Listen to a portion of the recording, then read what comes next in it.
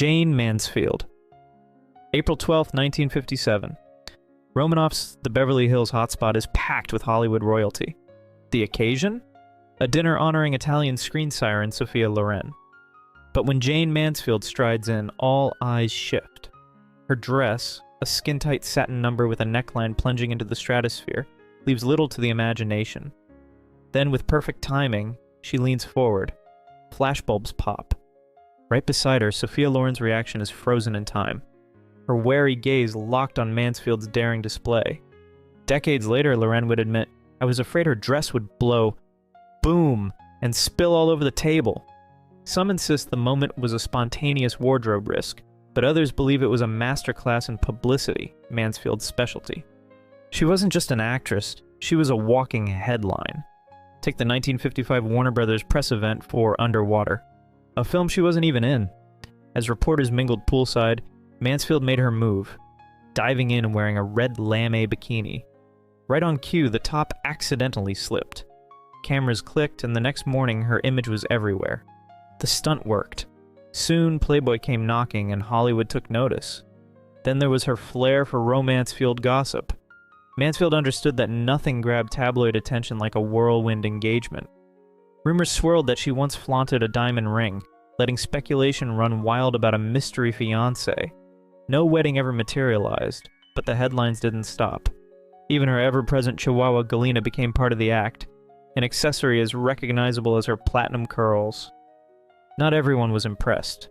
Fashion designer Richard Blackwell, infamous for his worst-dressed list, dismissed her wardrobe malfunctions as a cheap gimmick. The Los Angeles Times once described her antics as excessive, and even her agent, William Schifrin, reportedly grew frustrated with her relentless publicity stunts. But Mansfield wasn't playing by Hollywood's old rules. She was rewriting them. In an era when studios controlled every aspect of a star's image, she proved that a well-timed spectacle could be just as powerful as a blockbuster role. Gloria Swanson. Hollywood in the 1920s loved a fairy tale, and Paramount Pictures was determined to turn Gloria Swanson into its reigning queen. Enter Henri, Marquis de la Falaise, a French aristocrat with a title but not much fortune. When Swanson married him in 1925, the press went wild. Paramount wasted no time branding her as Madame la Marquise, playing up the idea of a screen goddess turned real-life royalty. But was it love or just a spectacle engineered for headlines? While Henri's noble lineage was legitimate, his Hollywood connections were just beginning. He had worked in the film industry, some accounts say as a publicist, others as a studio executive, but he wasn't exactly dripping in wealth. Meanwhile, Swanson was one of the most famous women in the world, and Paramount saw an opportunity. The studio pushed the narrative of a grand romance, ensuring that every magazine cover and newsreel fed the fantasy. Behind the scenes, though, things weren't so picture-perfect. Swanson later admitted that the marriage was more of a business move than a love match. The couple attended glamorous events, dazzling the public with their aristocratic allure, but cracks soon formed.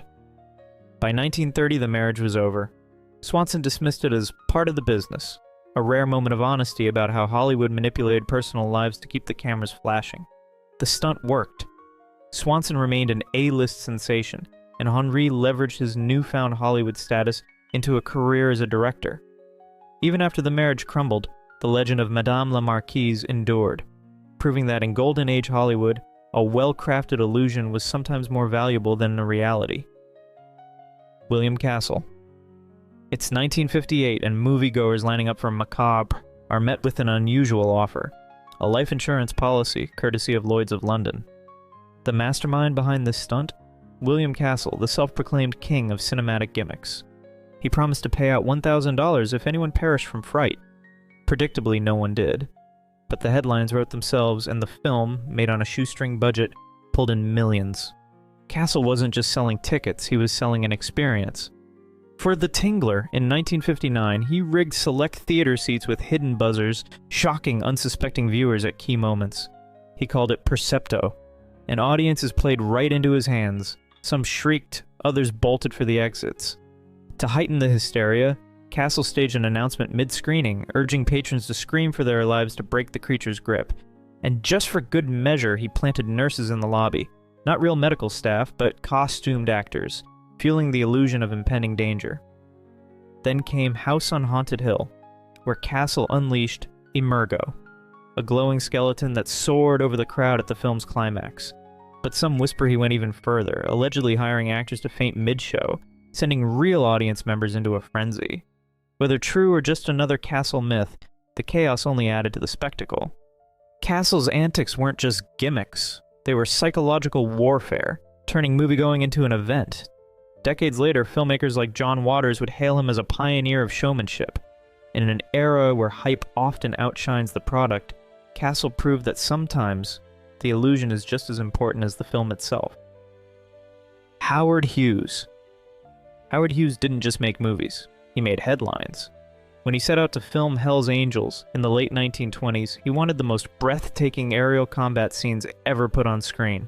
So, he hired real World War I pilots and pushed them to perform incredibly dangerous stunts. The result? A production so risky that multiple crashes occurred, one of which tragically claimed a pilot's life. Hughes, ever the showman, didn't let the footage go to waste. He incorporated real mid-air disasters into the final cut, making the film a spectacle unlike anything audiences had seen before. But Hughes didn't just gamble with planes, he gambled with publicity too.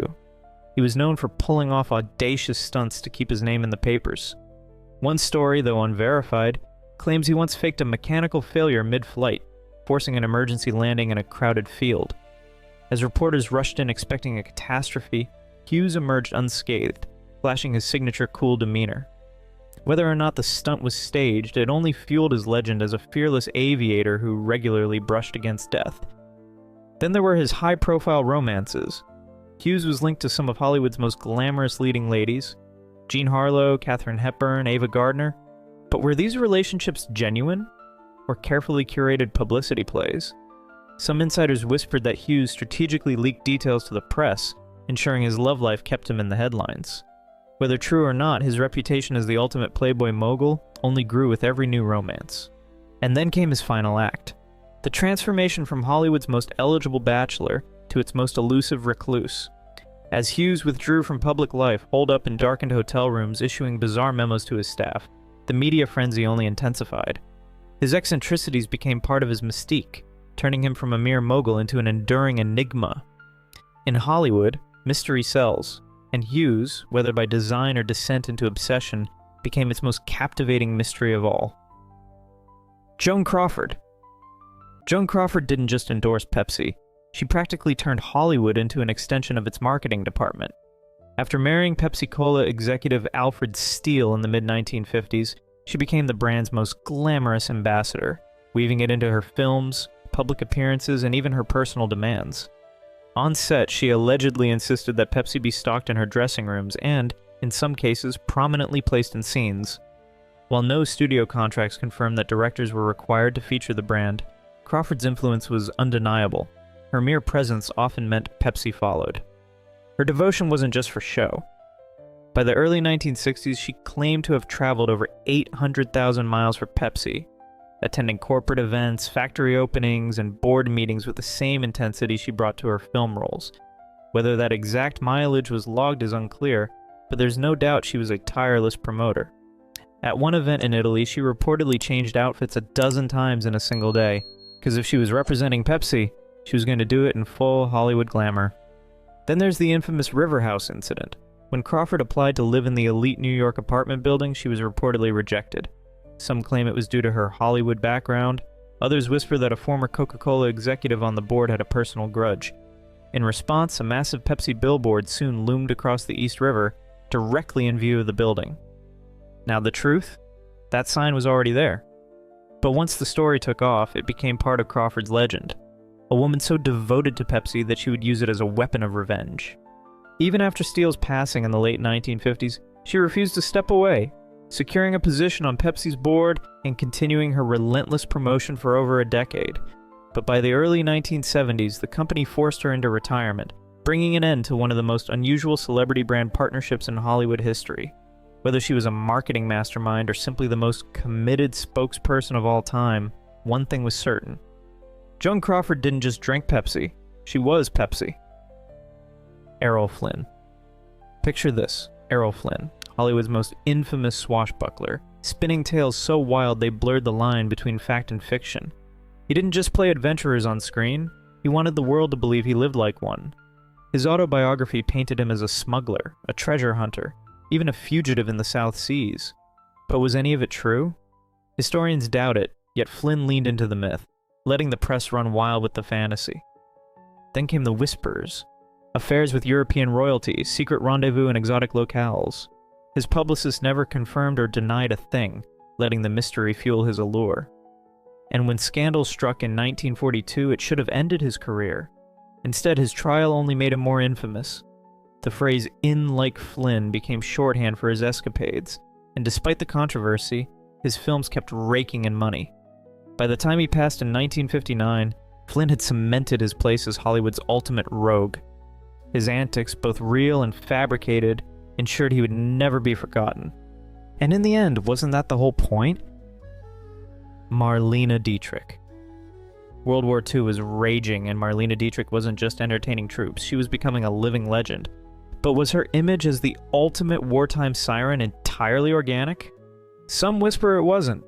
Dietrich's publicists were masters of illusion, and rumors suggest they carefully crafted a narrative that blurred the line between reality and fantasy.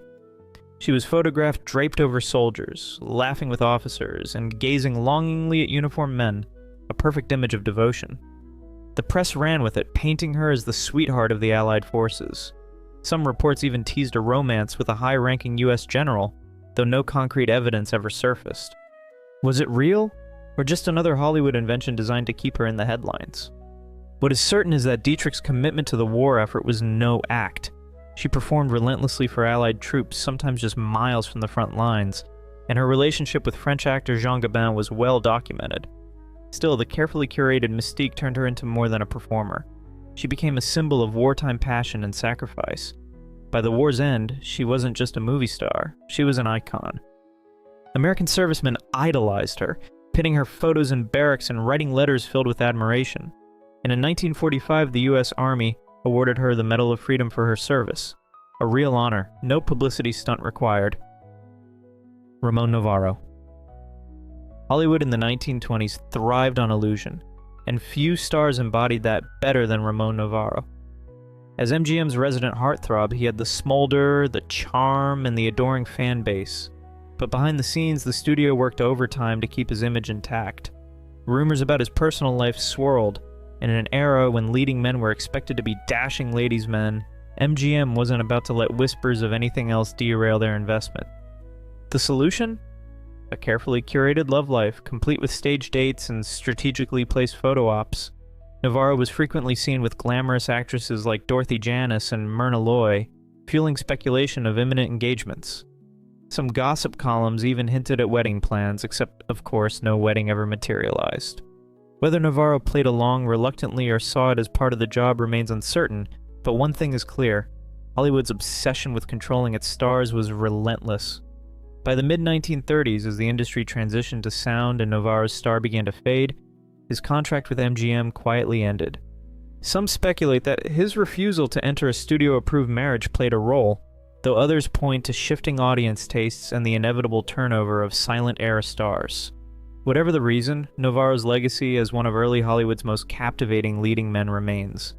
His carefully constructed persona a testament to an industry that thrived on fantasy, both on and off the screen. Mae West. Mae West didn't just court controversy, she mastered it. In the late 1920s, when her racy Broadway play Sex got her sentenced to 10 days in jail for corrupting the morals of youth, she saw an opportunity. Instead of paying a fine and slipping away quietly, she turned her short stint behind bars into a media spectacle. She reportedly charmed the staff, dined with the warden, though some say this was exaggerated, and walked out after 8 days to a flurry of press coverage. The scandal only made her more famous. Then came her infamous brush with radio censorship. In 1937, West guest starred on The Chase and Sanborn Hour, voicing Eve in a comedic sketch opposite Don Amici. Her sultry, double entendre-laden performance sent the network into a panic.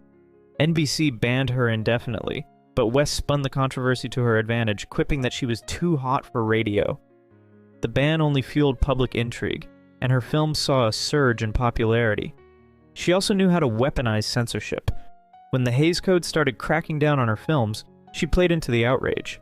Her 1933 hit, She Done Him Wrong, pushed boundaries with its suggestive humor, and whispers spread that it was too risque for release. Whether West herself planted those rumors remains unproven, but the controversy worked in her favor. The film became a massive success. And then there were the whispers about her personal life. Rumors swirled that she had secret affairs with powerful men, though no solid evidence ever surfaced. Whether these stories were carefully orchestrated or simply a byproduct of her larger-than-life persona, they only added to her mystique. As she famously put it, "I believe in censorship. I made a fortune out of it."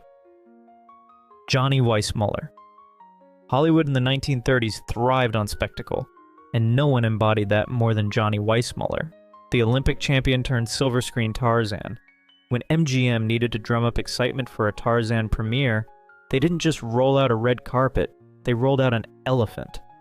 Weissmuller paraded down the boulevard atop the massive animal, turning heads and grabbing headlines. It was a stunt designed to cement his image as the king of the jungle, and it worked. But MGM didn't stop there. To promote another Tarzan film, Weissmuller was reportedly involved in a dramatic swim across a so-called crocodile-infested river. The reality? The crocodiles were carefully placed props, but the illusion played perfectly into his fearless jungle hero persona. Then there was the legendary Tarzan yell. Weissmuller didn't just save it for the big screen. He belted it out in public, drawing crowds wherever he went. One particularly wild tale claims that in 1958, during the Cuban Revolution, Weissmuller was stopped by armed rebels. Thinking fast, he let out his signature yell. Instead of harming him, the rebels supposedly recognized him instantly and cheered, allowing him to pass unharmed. While no concrete evidence confirms this story, it remains one of Hollywood's most entertaining myths. Behind the scenes, MGM's publicity machine worked overtime to keep Weissmuller's jungle mystique alive. Rumors swirled that he lived in a secluded jungle retreat, mirroring his on-screen counterpart. While entirely fabricated, the story only added to his legend. Despite all the theatrics, Weissmuller wasn't just a Hollywood creation. Before he ever swung from vines, he was a world-class athlete, winning 5 Olympic gold medals in swimming during the 1920s. Unlike many stars of his era, Weissmuller didn't need Hollywood magic to make him larger than life. He already was. Tallulah Bankhead. A smoky nightclub, a room full of Hollywood's elite, and then Tallulah Bankhead making an entrance no one would forget. In 1933, at a party thrown by socialite Cobina Wright, Bankhead arrived wearing only a fur coat, and when the moment was right, she shed it, revealing absolutely nothing underneath. The press went wild, and just like that, she had cemented her reputation as Hollywood's most unpredictable star. But Bankhead wasn't just about shock value. She understood the power of a well-placed scandal. She famously quipped, "The only thing I regret about my past is its length," a line so perfectly outrageous that it kept her in the headlines. While other actresses carefully crafted their images, she leaned into chaos, exaggerating stories about her own life just to keep the gossip mills spinning. She even played into rumors about her expulsion from multiple schools, though the truth was far murkier. And then there was the time she allegedly told a reporter, "Say anything about me, darling, as long as it isn't true." While no direct source confirmed she ever said it, the phrase became so intertwined with her persona that it might as well have been her personal motto. Whether she actually said it or not, it captured exactly how she played the fame game, by making sure people were always talking, whether the stories were real or not. Carmen Miranda. Hollywood in the 1940s thrived on spectacle, and few embodied that better than Carmen Miranda. Her fruit-laden hats were already a sensation, but studio publicists wanted more, so they orchestrated a bizarre stunt. Miranda arriving at a high-profile event in a gown bursting with tropical flair, complete with real fruit accents. While not entirely made of produce, as some later exaggerated, the ensemble was designed to turn heads and reinforce her over-the-top image. By the end of the night, pieces of fruit had reportedly fallen off, adding to the absurdity. But the spectacle didn't stop at fashion. Publicists fueled whispers that Miranda dined exclusively on tropical fruit to maintain her exotic appeal. While no solid proof backs this claim, the rumor stuck, helped along by staged photos of her lounging beside overflowing baskets of bananas and pineapples. Some say even her casual appearances were carefully curated to keep the illusion alive. The stunt worked. Miranda became one of the highest-paid women in Hollywood, her image synonymous with vibrant escapism. Yet the persona that made her famous also became a gilded cage. While American audiences adored her, Some in Brazil saw her as a caricature, a Hollywood creation that blurred the rich diversity of Latin American culture. Whether she was a marketing mastermind or a victim of the studio system, one thing is certain: Carmen Miranda knew how to make a headline.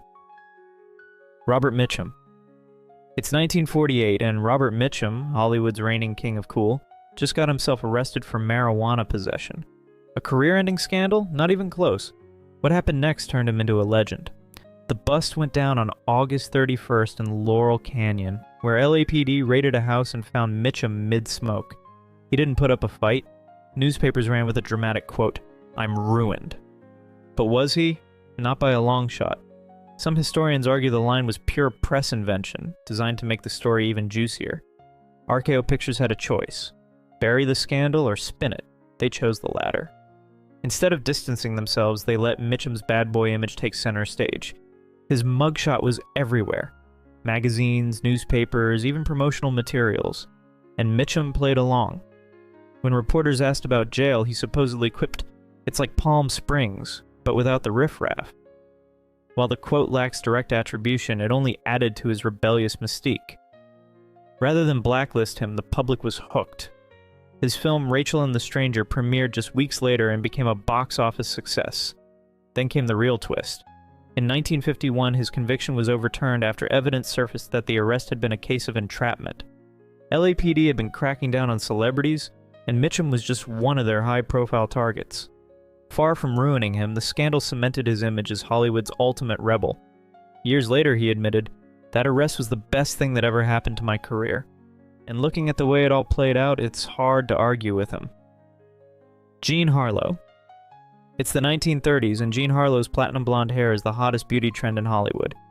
MGM Studios saw an opportunity and ran with it, claiming her signature color came from a secret formula, one so exclusive no one else could access it. Women across America scrambled to copy the look, buying up hair dyes and treatments marketed in her name. Some even resorted to dangerous homemade bleaching methods, convinced they could achieve the same icy glow.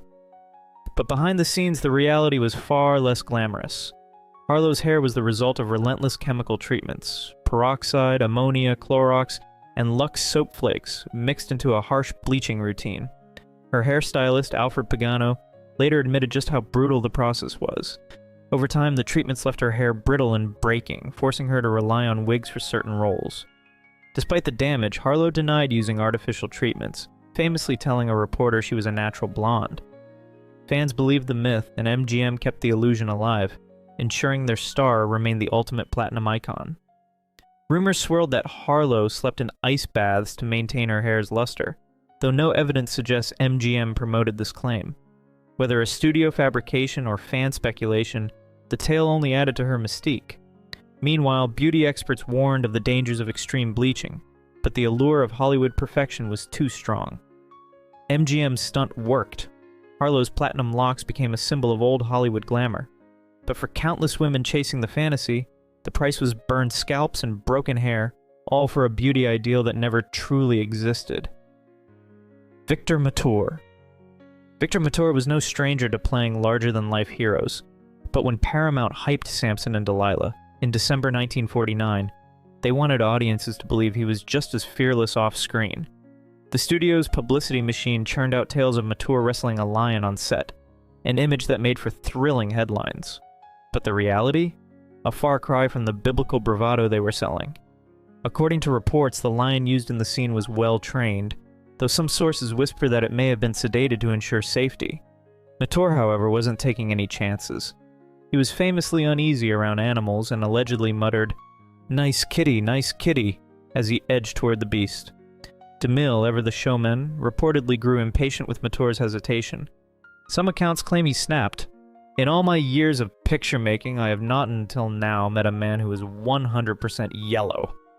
Though no primary source confirms this fiery insult.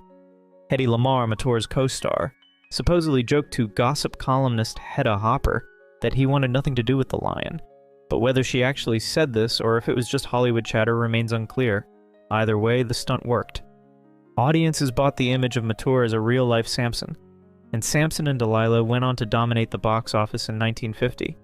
Whether Mature conquered his fear or just played along for the cameras, one thing was certain: Hollywood knew how to spin a story. Bela Lugosi. Bela Lugosi knew how to make an entrance, but the most famous coffin stunt linked to him wasn't at a premiere. It was a carefully staged publicity shoot. In 1931, as Universal Studios drummed up excitement for Dracula, Lugosi posed inside an open coffin, staring ominously at the camera. The eerie image made headlines, reinforcing his reputation as Hollywood's ultimate vampire. Publicists took it further, feeding the press a macabre rumor. Lugosi allegedly slept in a coffin at home. It was pure fabrication, but the public ate it up. Lugosi, ever the showman, never outright denied it, letting the legends swirl around him. But behind the scenes, he was desperate to prove he was more than just Dracula. He took on roles in films like White Zombie and Murders in the Rue Morgue. But the shadow of the Count loomed large. Typecasting tightened its grip, and while he leaned into the Dracula mystique for publicity, it became both his greatest asset and his biggest curse. If you've enjoyed this video, please leave a like and comment. Also consider subscribing and hitting the notification bell to get notified of our new videos each week. Thanks for watching.